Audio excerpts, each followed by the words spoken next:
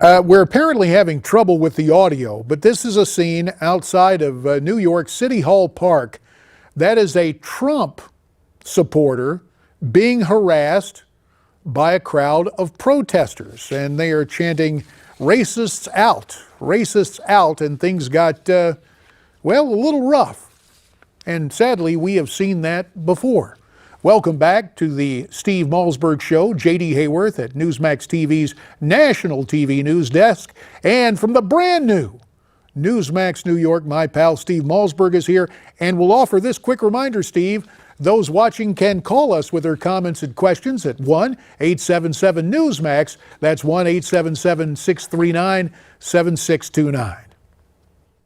And of course, stay tuned because when this show is over at 8, JD takes to the air with his everyday show that he does from 8 to 9 p.m. Eastern Time right here on Newsmax Television. We're joined by our friend Jim Hoft, who is the founder of thegatewaypundit.com. And Jim, welcome back. That video that we just showed the folks was a story that you had prominently posted on your website. It shows police standing by doing nothing while there was an anti-police rally going on at City Hall Park here in New York City, and this guy with the Trump hat is attacked.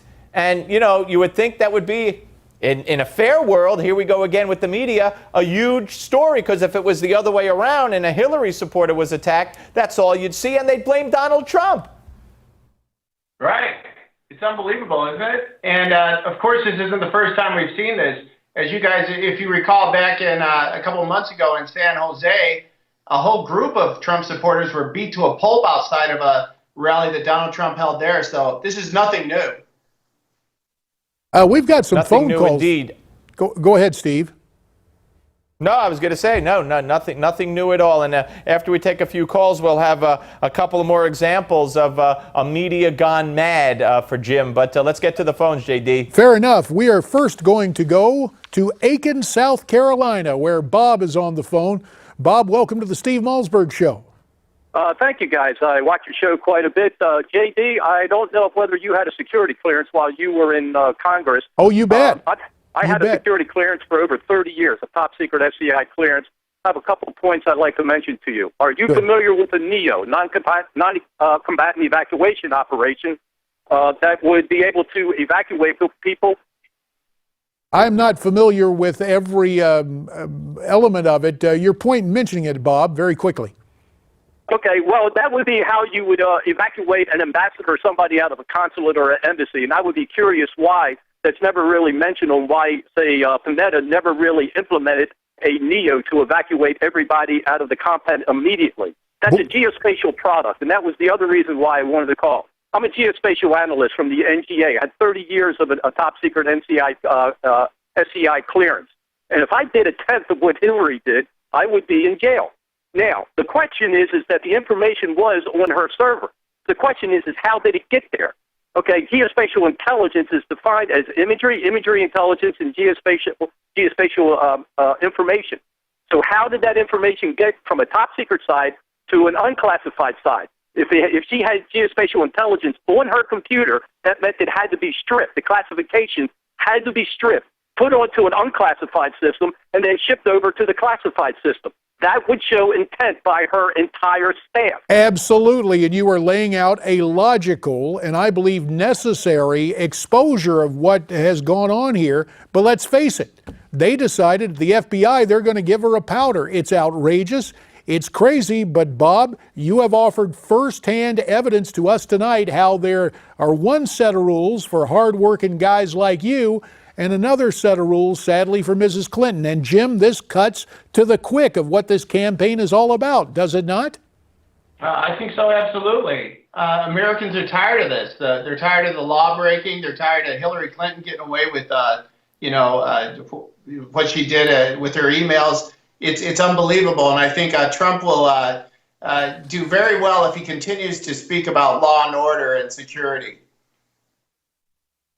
Jim, you had another story on your website. There's news today that Donald Trump is refusing to endorse Paul Ryan in his primary, which is a week from today in Wisconsin, and John McCain in his upcoming Republican primary in his reelection bid. And you had a response, I believe, from Paul Ryan's staffer, or should I say one of his managers, basically saying, we don't care. We don't need Trump's endorsement. Do you think this is going to lead eventually to Paul Ryan unendorsing Donald Trump, if you will?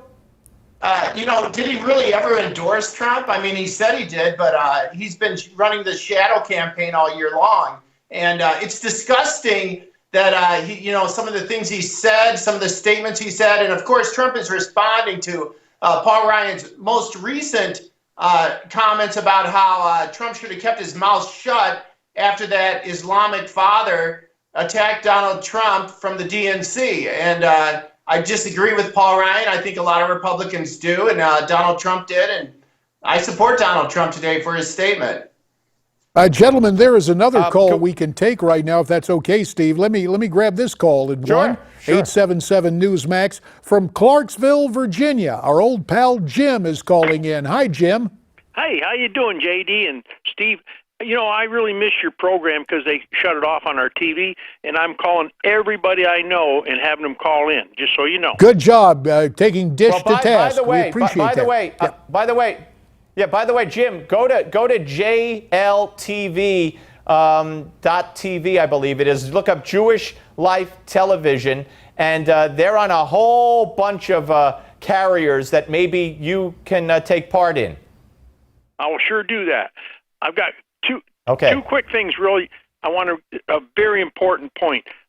Paul, as far as Paul Ryan, he's standing on a fence, and he doesn't know which way to go. He's looking out for himself, okay? If he was going to support the party, he'd have supported it from the get-go. That's number one.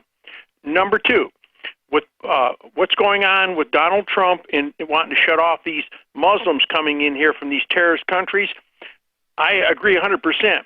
Because if he would just get up there and tell the people, look, we're not having any problem. We are a nation of immigrants. We welcome them. We don't have any problem with the Polish, the Germans, the Italians, all the rest of them coming in here. Those are not a problem, okay? We're having a problem with the Muslims, okay?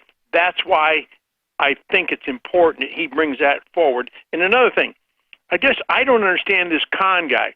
What did Donald Trump say that was so bad? I mean, he just said that the wife couldn't speak. I mean, I didn't hear anything bad. So the news media is blowing this thing so far out and going, and nobody's saying what he said that was so bad. I didn't hear anything. Did you? Well, the deal is that that Mr. Khan, if I'm not mistaken, Steve and Jim, correct me on this, Mr. Khan is in the service of a law firm that did a whole lot of work for Hillary Clinton, did a whole lot of work for the Saudis, and this was kind of an inside selection. He was not someone that the Democrats randomly chose. Again, let's make a distinction. We're very sorry about the sacrifice of his son, who was an American hero, but Mr. Khan is not immune from scrutiny. Let me get it back to the program, to the man for whom the program is named. Steve? No. Yeah, Jim, I'd love for you to weigh in on that. But also, we played a soundbite at the beginning of this show, Jim, I don't know if you saw the Chris Matthews interview with Khan last night, where Khan basically said when he sees a terror attack happen in this country, he says right away, we have to have more scrutiny on who comes into this country. So he's agreeing with Donald Trump. Amazing, isn't it? And for your listeners and viewers out there, if they're trying to find Mr. Khan's website today, he actually took that offline last night, and the only way to find it is through the Wayback Machine. So he's trying to hide something. He, of course, has been the media darling all week, but now he's trying to step back a little bit and get back in the shadows, but it's too late. Got about a minute and a half remaining. Steve, is there another audio clip or something else you want to engage here with Brother Hoft about? Yeah, you've probably heard, I want everybody to hear again, Fareed Zakaria on CNN calling Donald Trump a BS artist. He said the whole word. We bleeped one out. Here it is.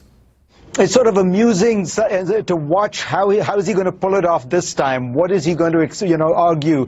Usually he adds that the press hates him.